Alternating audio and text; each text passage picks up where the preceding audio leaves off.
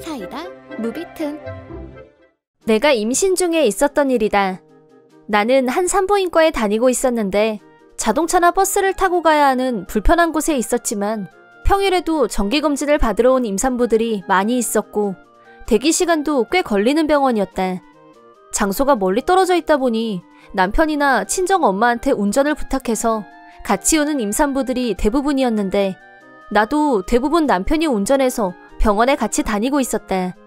남편은 검진 때마다 눈으로 초음파 영상을 확인하면서 조금씩 변하는 아기 모습에 흥분을 감추지 못했다. 남편은 쉬는 날이 불규칙했는데 그날은 우연히 토요일이 휴일이었고 같이 병원에 갔더니 역시 토요일이라 그런지 병원에 사람이 많았고 대기실에도 빈자리가 없는 상태였다. 서서 기다리는 사람들도 꽤 많이 있었다. 오늘은 사람이 너무 많은데 우리 그냥 평일에 다시 올까? 라고 했지만 나는 이왕 온 거 좀만 기다리지 뭐 라고 말했다. 남편은 다시 이 상태면 한 2시간은 기다려야 될 것 같은데 서서 기다려야 될지도 모르는데 힘들지 않겠어? 라면서 걱정스럽게 말했다. 하지만 나는 담당 의사한테 물어볼 것도 있고 해서 기다렸다가 검진을 받고 가고 싶다고 했다. 알았어. 그럼 같이 기다리자. 그렇게 해서 나와 남편은 대기실 한 구석에 계속 서서 순서를 기다리고 있었다. 나는 임신 6개월에 접어들었고 배는 조금 나왔지만 이미 안정기에 들어선 상태였다. 서 있는 것도 걱정했던 것처럼 아주 힘들지는 않았지만 조금이라도 더 편하게 있으려고 벽에 몸을 기대고 서 있었다. 남편은 행여 빈자리가 나지 않을까 계속해서 대기실 여기저기를 주시하며 살펴봤다. 나는 자리에 앉는 건 무리라고 이미 반포기 상태여서 그저 멍하니 사람들을 쳐다보면서 저분은 조금 있으면 출산이겠다 하거나 저 인부복은 어디 거지? 예쁘네 라면서 잡다한 생각을 하고 있었다. 그러다 문득 임산부들을 보면서 갑자기 이런 생각이 들었다. 의자에 앉아있는 대부분의 사람들은 임산부와 같이 온 사람들, 남편 혹은 친정엄마 등등 대략 반반이었다. 나 말고도 앉을 자리가 없어서 서 있는 임산부들이 많았는데 왜 다들 앉아만 있고 양보를 안 할까? 그런 생각. 우리 남편은 검진에 따라오면 나만 앉게 하고 본인은 내가 순서가 됐다고 연락할 때까지 차에서 기다리면서 다른 임산부들을 배려하는 편이었다. 한 번은 대기실에 사람들이 별로 없길래 남편한테 오늘은 빈자리도 많은데 여기 앉아서 같이 기다려도 되지 않아? 라고 했더니 남편은 그러다 갑자기 사람들이 많아져서 내가 자리를 양보하려고 일어서면 그쪽 입장에서는 자기가 내 자리를 뺏었다고 생각할 수도 있잖아. 내가 처음부터 안 앉았으면 그런 생각은 할 필요도 없는 건데 내가 쉰에 네 옆에 서 있어도 되는데 그럼 또 다른 남자들이 눈치를 보게 될 거고 그래서 나는 쉰에 네가 잘 앉아있는 거 확인하고 차에서 기다리는 게 제일 마음이 편해. 제법 사려 깊은 남편의 모습을 발견한 것 같아서 기분이 좋았다. 이름 부르면 바로 연락해? 초음파로 우리 아기랑 만나야지 라고 강조하고 주차장으로 갔다. 하지만 그날은 30분 이상 남편하고 서 있었는데도 빈자리가 생길 기미가 보이지 않았다.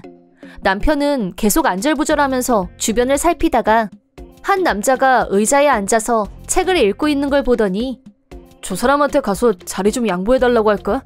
저쪽도 와이프 때문에 왔을 텐데 라고 하더니 진짜 걸어가려고 했고 괜찮아 안 그래도 돼 라고 남편을 말리려고 했으나 사건이 벌어지고 말았다. 진찰실에서 만삭에 가까워 보이는 임산부가 나왔고 자기 배를 만지면서 밝은 얼굴로 진찰실에서 나왔는데 갑자기 우리 쪽을 보면서 표정이 순식간에 싹 변했다. 그러더니 방금 남편이 말을 걸려고 했던 남자 앞으로 성큼성큼 걸어갔다. 잠깐 우리 쪽을 보면서 남자한테 무슨 말을 하는 것도 같았고 혹시 둘이서 우리 얘기를 하는 건가? 싶기도 하고 괜히 불안했는데 다음 순간 내 생각과는 정반대의 일이 벌어졌다. 여보, 당신 지금 뭐 하는 거니? 뭐해? 그냥 앉아있지. 남편이 무덤덤하게 대답하자 잠시 침묵을 지키다가 당신 눈엔 저기 서 있는 임산부가 안 보이니? 산부인과에서 자리가 없어서 서 있는 임산부를 보면 자리를 비켜줘야겠다. 그 정도 생각은 해야 되는 거 아니야? 라고 하자 그 남편은 얼른 일어나서 나를 쳐다봤다. 여기 앉으세요. 라며 손으로 자리를 가리켰다. 진짜 앉아도 되나? 싶은 생각도 들었는데 고맙기도 하고 거절하는 것도 이상해서 자리에 가서 앉았다. 고맙습니다. 라고 인사를 하자. 아니에요. 서 계시게 해서 죄송해요.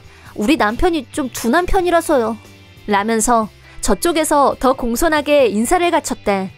병원이다 보니 그분은 자기 남편한테 작은 소리로 야단을 쳤는데 그 소리는 의외로 조용해진 대기실 전체에 나직히 울려 퍼졌다.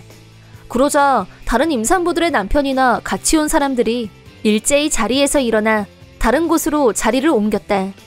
그 중에는 자리가 없어서 서 있던 다른 임산부한테 가서 제가 깜빡하고 그만 죄송해요 여기 앉으세요 라고 정중하게 자리를 양보하는 사람도 있었다. 접수처에 있던 간호사가 작은 소리로 박수를 치면서 그 임산부와 눈인사를 나누는 모습도 보였다. 솔직히 이렇게 되기 전에 병원 측에서 안내를 했어야 되는 거 아닌가 싶기도 했지만 어쨌든 박수를 쳐줄 만한 일인 건 분명했다. 그리하여 서서 기다리던 임산부들이 전원 자리에 착석하는 훈훈한 순간이 만들어졌다. 방금 전 자기 남편을 야단쳤던 임산부는 계산을 하려고 자리에서 일어나 있었는데 다른 임산부들이 저기 고마워요. 덕분에 저도 자리에 앉았어요. 다가와서 인사를 하는 모습도 보였다. 선구자가 된 임산부는 얼굴을 붉히면서 인사는 무슨 인사예요. 전 당연한 일을 했을 뿐인데 라고 부끄러운 듯이 말하더니 병원 밖으로 나갔다.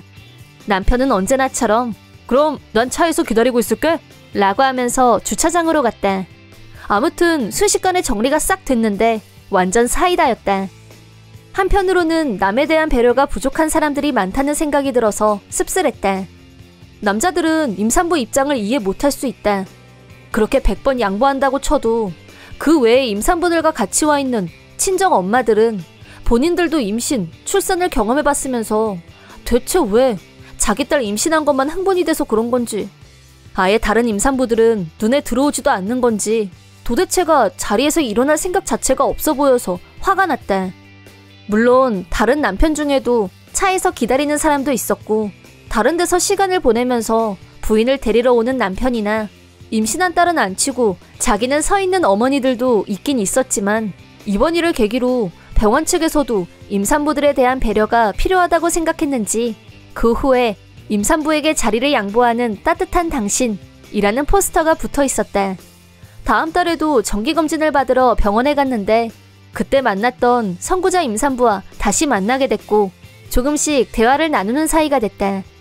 그 남편분은 지난번 일 때문에 그런지 쑥스러운 표정을 짓고 있었지만 남편들끼리도 얘기를 트게 돼서 아이의 성별을 알 수 있는 시기가 되자 어느 쪽이냐 묻기도 하고 서로 공통된 화제를 나누기도 했다.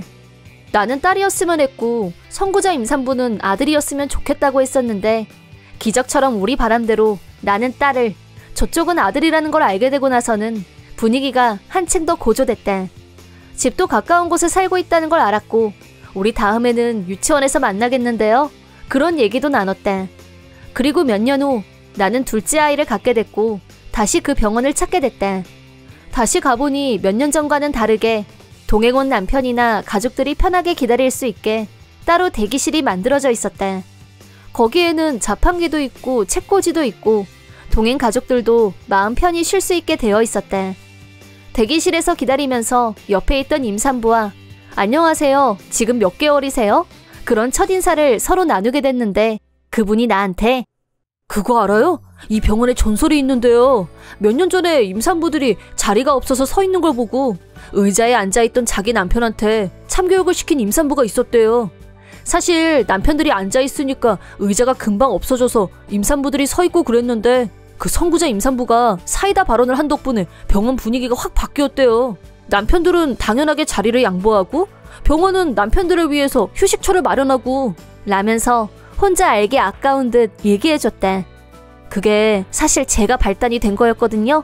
라고 밝히고 싶은 충동이 일었지만 그건 전설로 남겨두기로 했다.